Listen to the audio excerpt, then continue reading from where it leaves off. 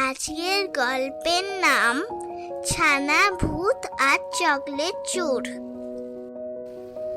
দিদি, আমার এক বাক্স চকলেট কাল রাত থেকে গায়েব হয়ে গেছে।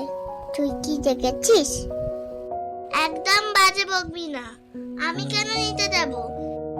নিশ্চয়ই ঘরে ইঁদুর ঢুকেছে, বুঝলি? এই দিদি, একটা জোরে ইঁদুর চকলেট চেবায়। দাঁড়া, ঝাড়ুটা কোথায় রে? এই তো। কে রে এইখানে? বেরিয়ে আয় বলছি।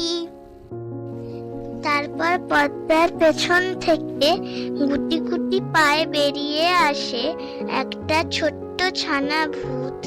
গায়ে সাদা চাদর, হাতে একটা আধখানা চকলেট।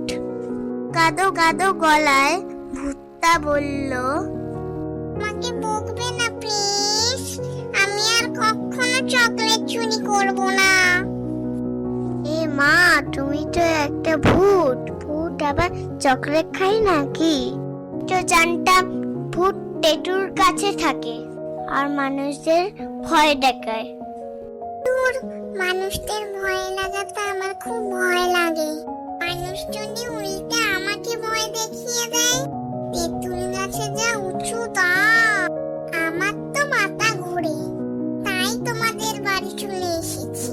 তোমাদের ফ্রিজে তো অনেক চকলেট থাকে। দাঁড়া, ধারুটা রেখে আসি। ওরে বাবা, তুই তো খুব মিষ্টি আর ভীতু পুত্রে। তা তুই থাকিস কোথায়? ওই তো তোমাদের পুরনো স্টোর রুমে খালি ট্রাঙ্কটার ভেতরে থাকি। ওইখানে খুব মশা। বনু এগিয়ে গিয়ে ছানা ভূতের হাত ধরে বলল, আজ থেকে তুই আমাদের সাথে আমাদের বাড়িতেই থাকবি।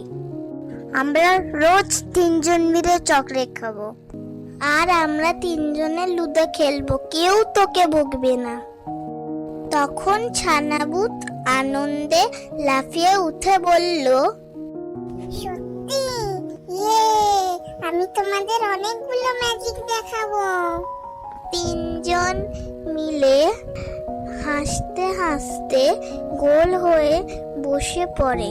ছানাভূত পকেট থেকে আরো 2টো চকলেট বের করে দিদি আর বোনকে দেয়, আর 3 জন মিলে চকলেট খেতে খেতে হাসতে থাকে।